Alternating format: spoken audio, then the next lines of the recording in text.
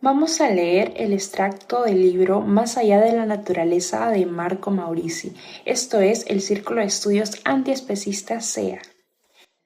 Necesitamos investigar nuestro desapego de nuestra conciencia animal original, es decir, cómo llegó a existir la conciencia humana como algo distinto de la animalidad. La conciencia humana no es algo que siempre haya estado ahí, desde el principio de los tiempos.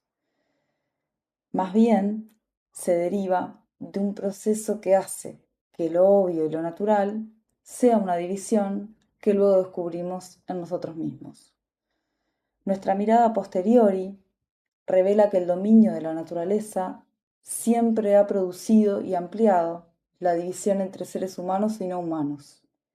El dominio de los humanos sobre la naturaleza, por tanto, es a la vez causa y efecto de nuestra alienación de la naturaleza. El origen de la conciencia humana no puede formularse en términos antropológicos o biológicos, es decir, como algo que pertenece a los humanos como seres naturales. Más bien, debe explicarse en términos socioeconómicos. El mismo lenguaje que insiste en términos como naturaleza, natural o biología, está atrapado en este proceso y es incapaz de describirlo. No hay forma de deducir de nuestra constitución física el control cada vez mayor que la humanidad ejerce sobre la naturaleza, exterior e interior. El dominio humano sobre la naturaleza no es una prueba de nuestra antinaturalidad. El cliché del ser humano como animal loco es solo la contraparte de la creencia religiosa según la cual el ser humano es el rey de la tierra. Definir a los seres humanos como seres antinaturales simplemente restauraría una idea de trascendencia. Por el contrario, debemos reconocer que lo que la sociedad humana hace con la naturaleza es una consecuencia de la oposición ilusoria entre espíritu y naturaleza. Esto significa no solo que al definir la naturaleza como algo diferente del espíritu perpetuamos su humillación, sino también que esa alteridad es la mentira misma que enciende nuestro espíritu inconciliado. La lucha interna de la cultura humana es la perpetuación de una guerra interna natural. Toda cultura humana es brutalidad mediada. Lo que hacemos como homines sapientes es reproducir a un nivel superior la violencia de la naturaleza, sus estructuras relacionales y opositoras. El concepto mismo de civilización implica la idea de ser o ir más allá de la naturaleza. Es precisamente esta idea la que debería articularse de una manera diferente. Como intentaré argumentar, no es ignorando o deconstruyendo esta contradicción, sino más bien atravesándola. ¿Cómo podemos esperar poner fin al especismo? Necesitamos una idea de trascendencia dentro de la naturaleza. Cualquier intento de salir de la catástrofe actual debe basarse en una idea simple y materialista, que el ser humano, después de todo, sigue siendo un animal. Al mismo tiempo, solo superando la dialéctica de la civilización, el ser humano se vuelve propiamente humano. Solo recordando su propia naturalidad es como el espíritu humano puede resolver su contradicción interna, su posición furiosa al resto del mundo natural y su afán de poder y control. Un movimiento de este tipo revela el proceso histórico como un proceso natural autorreferencial. La historia es el intento de la naturaleza de ir más allá de la naturaleza.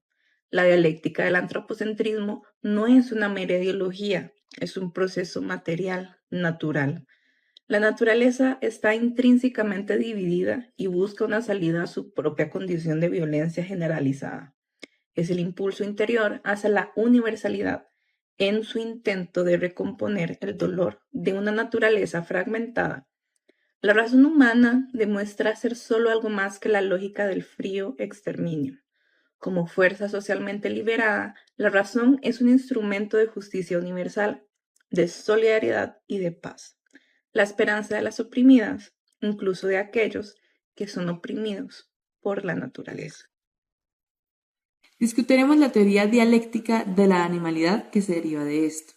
Su tesis decisiva y paradójica puede definirse así: hasta que no nos consideremos diferentes, no somos más que animales. Pero solo considerándonos en efecto, si nos consideramos a nosotros mismos como simples animales, podemos marcar la diferencia en la naturaleza. Esto significa que nuestra alienación de la naturaleza nos atormentará hasta que aceptemos teóricamente nuestra propia animalidad. Al mismo tiempo, si pusiéramos fin prácticamente a la explotación animal, la humanidad podría realmente emerger de la naturaleza como un tipo diferente de animal, lo que podría llamarse, en términos hegelianos, un animal universal. Quienes denuncian el especismo de la sociedad contemporánea confunden el efecto con la causa, porque interpretan la sociedad con un efecto de las interacciones individuales, sin ver que es precisamente la sociedad la que hace posible estas interacciones. Como la explotación animal, subyace de la estructura económica de la sociedad contemporánea. Se presenta y justifica como algo natural desde la cuna hasta la muerte, determinando así el horizonte cultural que configura nuestra conciencia.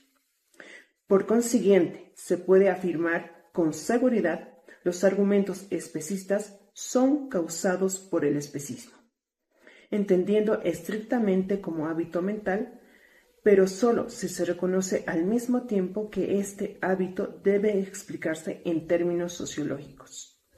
No es la causa primaria de la explotación, ya que la explotación, a diferencia de la violencia, no es un fenómeno psicológico, sino que implica a toda una organización social. Hay activistas de los derechos de los animales convencidos de que la explotación animal existe debido al especismo y que la cultura humana en sí misma no es más que una creación del especismo. Tal teoría es en efecto consistente. Desafortunadamente termina en un idealismo absoluto, explicando los hechos sociales a través de una ideología que no tiene explicación. El especismo existe porque los seres humanos son especistas, es decir, porque creen que los humanos son superiores a los demás animales. Sin embargo, si el especismo es una idea universalmente compartida por los seres humanos, ¿cómo podría estar presente en diferentes mentes al mismo tiempo?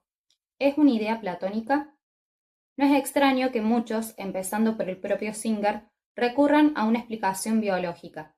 Como veremos, sin embargo, el especismo no es ni universal ni simplemente una ideología, y lo que es más importante, es más fácil explicarlo como un fenómeno social que como un fenómeno natural. Es engañoso fundamentar la explotación animal en el especismo, porque en la medida en que se puede hablar del especismo como una entidad cultural, social, el especismo es en sí mismo una consecuencia más que una causa de la explotación. En otras palabras, no explotamos a los animales porque los consideremos inferiores, sino que los consideramos inferiores porque los explotamos. Hola, soy Catrín de Perú. Hola, soy Jenny de Uruguay. Soy Sofía y soy de México. Hola, soy Maxi y soy de Costa Rica. Hola, mi nombre es Ana María y soy de Colombia. Soy Yesenia González desde Bolivia. Hola, soy Rebeca y soy de Córdoba, Argentina.